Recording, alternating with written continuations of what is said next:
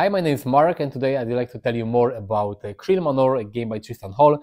Thanks, Tristan, for sending me this game for review. This is a dungeon crawler card game for 1 to 3 players, a cooperative game that is kind of a sequel to Wave Raid, another game from this designer. I made a video about Wave Raid a few years ago, but this is a prequel in terms of the story. It's even a prequel to Gloom of Kilforth, a very famous game from Tristan, one of my favorites, because the action in Kreel Manor takes place before all the things that happened in Gloom of Kilforth and in Wave Raid. You will visit this citadel, a citadel of horrors where a lot of monsters and different foes wait for you. You have to defeat them and stop the gloom that threatens the whole world. In a second I will show you how the game plays, and then we'll come back here and I will tell you what I think about this game. This is Kreel Manor during gameplay. This is not the beginning of the game, because the beginning is quite slow. I wanted to show you more enemies and more components on the table already. So this is in the middle of the game. In the background you can see the official playmat for this game. This side has already printed some spaces for specific tokens. The other side of this playmat has got the same artwork, but is plain, so you can use it in any card game you want. Of course, you can play this game without any playmat. This is just an addition. This is a dungeon crawler game, kind of adventure game, and in the base game you have 3 characters to choose from. So you can play the base game from 1 to 3 players. If you want to play with 4 players, you need to get additional expansion. There are 2 of them with additional hero. Each player chooses a hero to play the game, and you will go into the manor and try to defeat different threats that wait for you. The whole game is divided into a, you can say, small campaign, because each hero has got a dedicated campaign. Each campaign contains 5 adventures, so you will play the game 5 times in order to win the campaign. Don't worry, the game is not that long, so you can easily finish a campaign in 1 to 2, maybe in 2 evenings. But each character class has got a special deck of adventure cards with some story.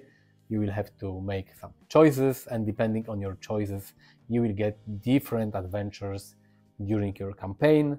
As I said, you will play 5 games, 5 adventures, but we have 11 cards, so you can see that your choices will impact the story. Apart from the adventure cards dedicated for each class, in the game you get this book of fables with different story fragments, different paragraphs that you will read during the game. Sometimes you will have to make different choices, and then you will read those entries, make some choices. You will sometimes get some items or bonuses depending on your choice. So this is the narrative part of the game. And of course you have some stories written on the cards itself. There is this threat deck, and in the threat deck are different enemies. There is a boss, and there are some plot cards. In order to win the game, you need to find and conquer 5 plot cards, or overcome. You have to defeat the main foe, the main villain that is hidden somewhere here, and you also need to get to the final location. Each adventure has got this adventure card. This card also serves as a kind of setup. It tells you which enemies or group of enemies you have to choose to play this adventure. The enemies, the threats, are divided into sets. So there are different sets with different difficulty levels, so each adventure tells you which enemy sets you have to take, what type of locations you have to use, what to do with the boss. The threat deck that is here is prepared in a specific way. The rulebook tells you exactly how to prepare it, because you have to create 5 stacks and add specific cards to specific stack. For example, to not see the main villain on your first round. So you prepare this deck of threats according to the adventure card and according to to the rulebook. You will travel to different locations because you can see the adventure card told us to add some additional locations here. So in order to win the game, you don't only have to defeat the main foe, you don't only need to find 5 plot cards and overcome them, but you also need to reach the final location. So this is the main goal, and you will do it 5 times in 5 different adventures in order to win the whole campaign. As a player, you have to choose a character. You will get a character board. It's double-sided. Here is female, here is male. This is the only difference. Here I have some story, information about your starting asset, your skill card and stuff like this. Apart from a character board, you will get some class-specific cards that you will use as your skill cards, or you can say action cards. You will start with a deck of skill cards, and they are divided into cards specific for your class. Here, for example, is my warrior, so I have cards with the sword here, but you also have some regular hero cards, and from the regular cards and your class cards, you will construct this deck. So there is a little of deck construction element. The rulebook, of course, suggests you your starting deck for your first adventure, but if you are more familiar with the game, you can create your own action deck. And during the game, during the 5 adventure campaign, you will be able to upgrade the basic cards from your action deck with more advanced cards as a reward for winning the adventures. Your hero board has also got space for different assets, different items that you will find in the game that you can have on your head, in your hands, in your backpack. And here you have space for the 3 main action cards. The green one, this is sneak, the blue one, this is influence, and the red one, this is fight card. They are very important because in order to defeat the main threats, or all the threats in the game and plots, you will use those 3 cards. So we have locations, we have threats, we have some assets here, items that you will be able to get, silver asset deck, bronze asset deck. Here are some status cards that sometimes you will get or your opponents will get. Here are the wound cards. The thing is that each time you lose an adventure, you will get 1 wound.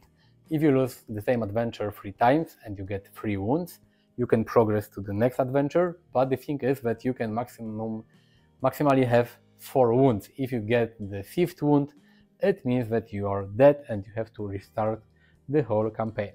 So you have to be careful and you don't want to lose too many times. Here we have our health tracker, and here we have our skill cards that we have in our hand. We start with 1, but each round we will draw 1 card. So how the gameplay in Kreel Manor looks like. At the start of each round, you will check if any locations are fully explored. You can explore locations by using the sneak card. Then you will draw 1 threat card from this deck.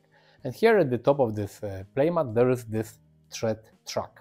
You have your deck, you have 3 spaces that are called shadows, shadows, shadows, shadows, and here is the threat area.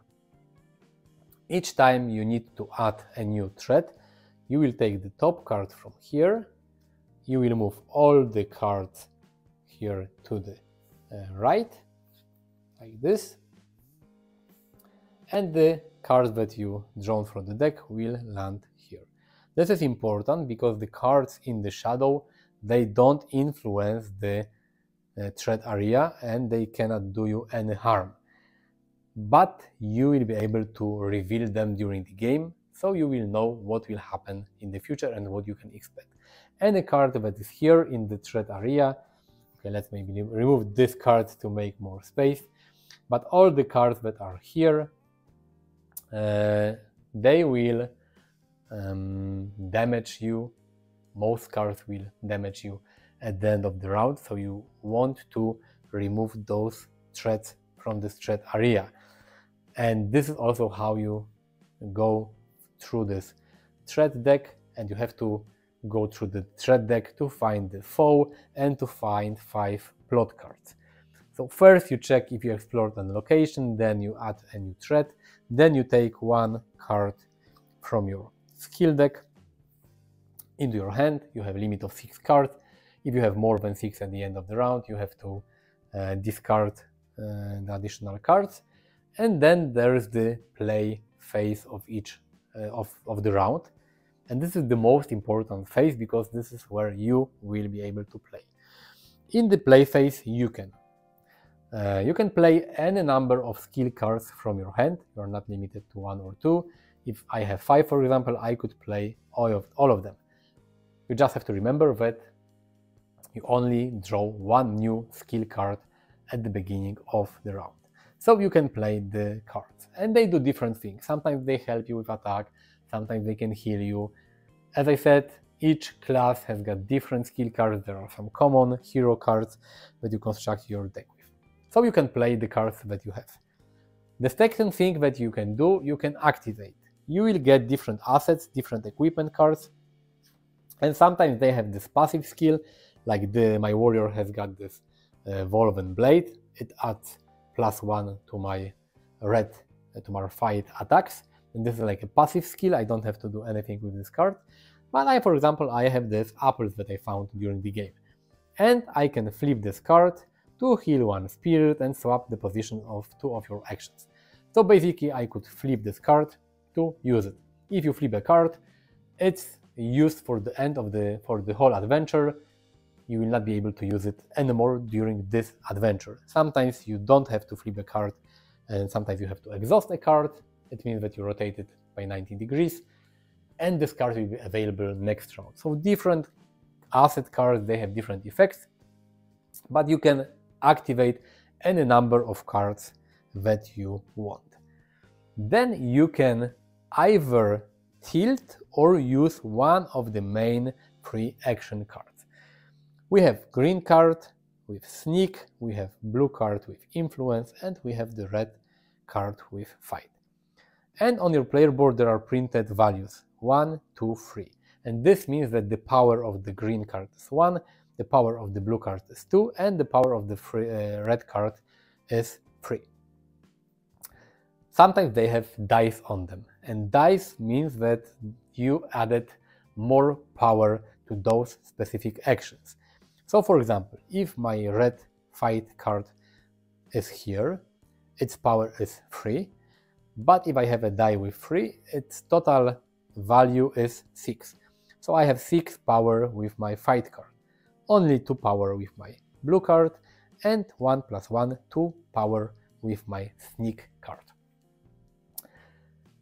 If you want to add power to one of your cards, you have to tilt it like this, and then you will add a die to this card. If there was already a die, you will increase it by 1. This is how you can add power to your cards. You may ask, why do you want to add more power if there is already power printed on your player board?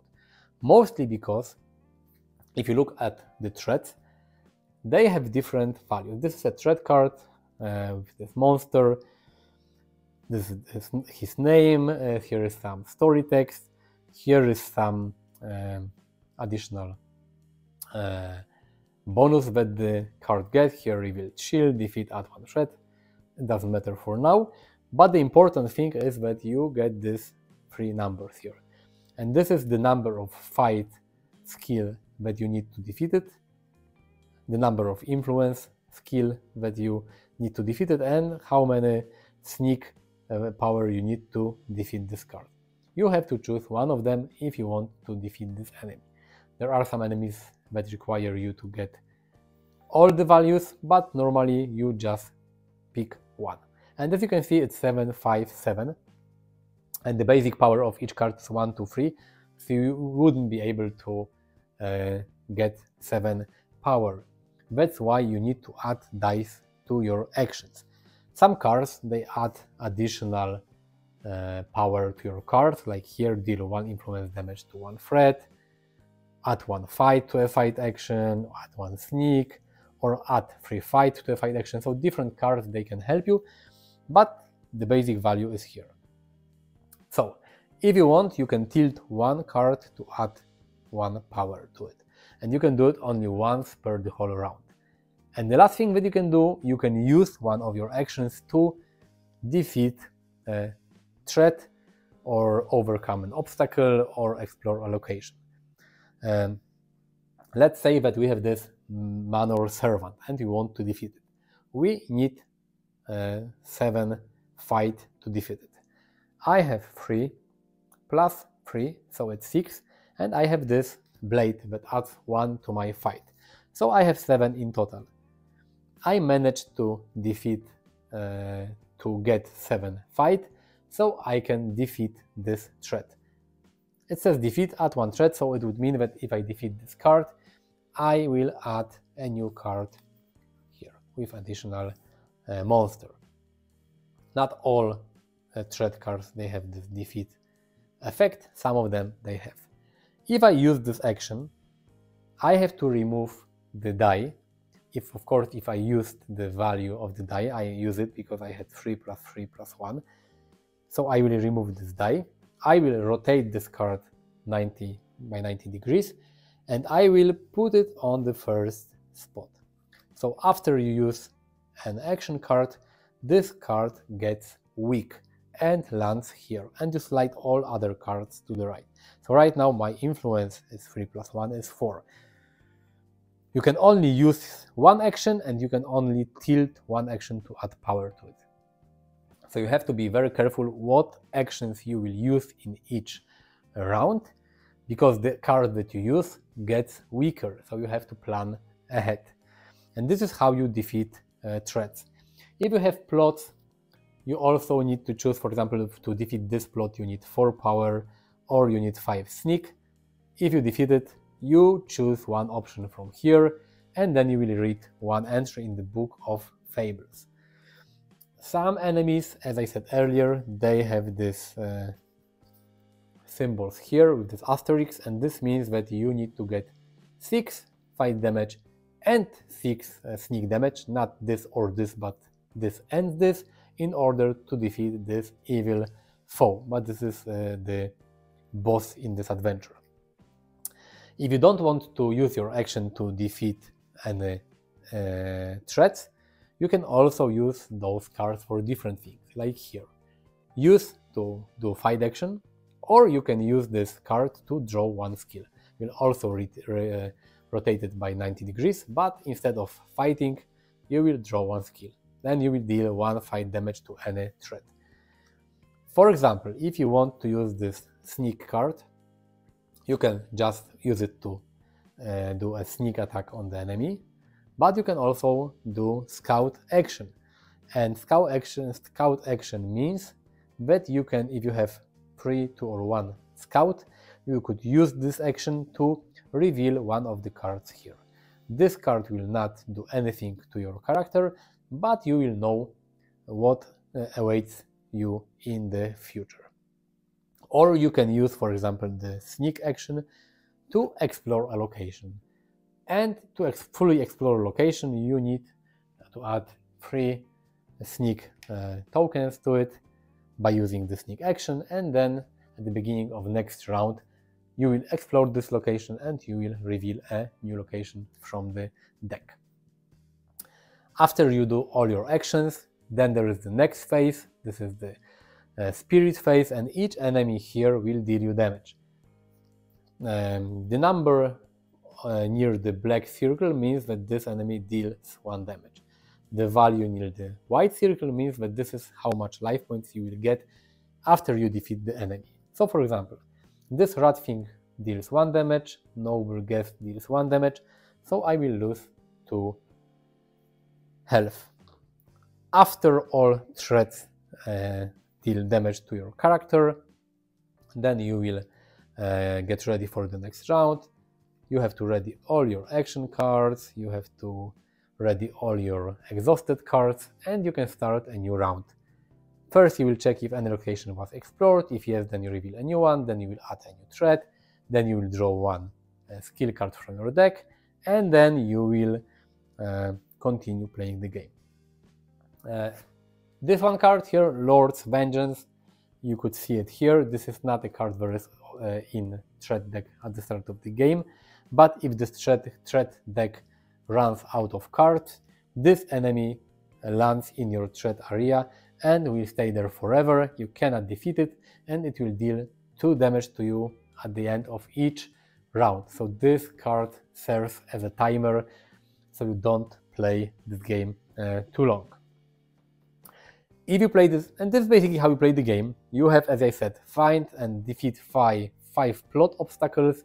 You have to find the final foe and defeat it, and you have to reach the final location and explore it. If you play with 2 or 3 or 4 players, there are some additional rules, like for example, if you play with 3 or 4 players, you will add more enemies to the threat deck. All players, they share one common threat area, but during each turn of each player, one player can take one of the threat cards and add it to his or her personal threat area, and then this threat can only be defeated by the specific player, but this threat will also deal damage to this particular player. But the rest is the same. You will play 5 adventures. If in total you get 5 wounds, you will lose the game, and you have to win 5 adventures to win the whole campaign. And this is basically how you play Kreel Manor. So you know what the game is about. I really love that Tristan thinks about solo gamers, and a lot of his games are designed to work solo in the best way. So this is really cool. It's the same with this game. I like that in the introduction they say that all the rules are written from a solo gamer perspective. If you want to see the multiplayer rules, you have to look at the end of the rulebook. Usually it's the opposite. So what I like about this game, I like that there are a lot of improvements over Veilwraith. Veilwraith was okay. I like this game. It's not my favorite game. I think it was fine. But this game adds more cool things, like you have equipment, you have different character classes. In Veilwraith we just played as a hero. Here we have hero board with different classes, different cards. I think there is a lot of content here, more than in Veilwraith, and so I think this is a big improvement, and I prefer playing Kreel Manor better. There is a lot of variety and replayability in this game. You have this book of fables with different story fragments. You have this different classes with different cards and different upgrades, different assets. You have the equipment that you can gather and find during the game. Different enemies, different foes, different adventures and locations. A lot of replayability is here, and it's really well designed, because in Veilwraith you had this base game, and then there was this expansion, but the expansion added more like story content to the game. Here, all the story, all the enemies and everything is here in the base game. What you get in the 2 expansions are just new characters. So if you want more variety and additional heroes, you can get the expansions, or if you want to play with 4 players, you also need one of the expansions. But basically for playing solo, this box is full of content. Cool thing is that this is kind of a dungeon crawler game, because you delve into the manor, you explore the dungeons, you find new enemies, but everything is done with just playing cards. So this is really cool. You have no miniatures, you have no, I don't know, maps and dungeons. Everything is done with cards, but you still get the feeling of playing a dungeon crawler in a way. The rules are quite simple, and it's really quite easy to play the game, but on the other hand, it's got enough depth and interesting decisions to make. So this is my best combo in a game, where the rules are quite simple, but the game has got depth and involves you in making different strategies. Each character plays different in this game. You have different feel for each character, mostly because you get some class-specific assets and class-specific action cards. So this is cool. The 3 different heroes are not just different images on the player board, but they feel different when you play the game. And of course, the game looks really nice, and all the artwork, everything looks great. If you played any game from Tristan Hall, it's nothing new. All his games look really, really great, and this one, Kreel Manor, is not an exception. What I don't like in this game, I think the setup is quite lengthy, because you have to find the locations, you have to find the adventure card, you have to prepare all the enemies, you have to create the threat deck, you have to create 5 stacks and shuffle them together. So setup of this game takes a while. You have to find specific cards in the box of the game. So it's not a game that you open the box and you will start playing in 60 seconds. It takes a little time to set up everything and then to put everything back in the box, because you have to separate the cards again, separate the enemies into different sets. So setup and teardown takes a lot of time. Another thing is that a lot of artwork, the artwork is amazing in this game, but a lot of artwork is kind of recycled from other Kilforth games. So when I look at the cards, I see a lot of images that were already on cards in Gloom of Kilforth, Shadows of Kilforth, Call of Kilforth, maybe Veil Wraith. So the game, there are for sure a lot of new images, but some are recycled from previous Kilforth games. I would love to get completely new artwork in this game, at least me personally. And I think the rulebook is not perfect. I mean, the rules in this game are not complicated, but the rulebook is kind of, overwhelming. It's written quite well. After reading the rulebook, you get an idea how to play the game, but it takes 20 pages, a lot of text, and I don't know. The game is much simpler to play, but you could judge by reading the rulebook for the first time. Overall, Kreel Manor is a really great addition to the, you could say, Kilforth universe. The gameplay is different than Gloom of Kilforth, for example, because Gloom of Kilforth, Call of Kilforth, Shadows of Kilforth, they are more like adventure, open world adventure games, and the gameplay is longer. This game is more compact and shorter to play, but it plays really, really nice. And I think that if you like fantasy games and if you like cooperative dungeon crawler games, you will like this game.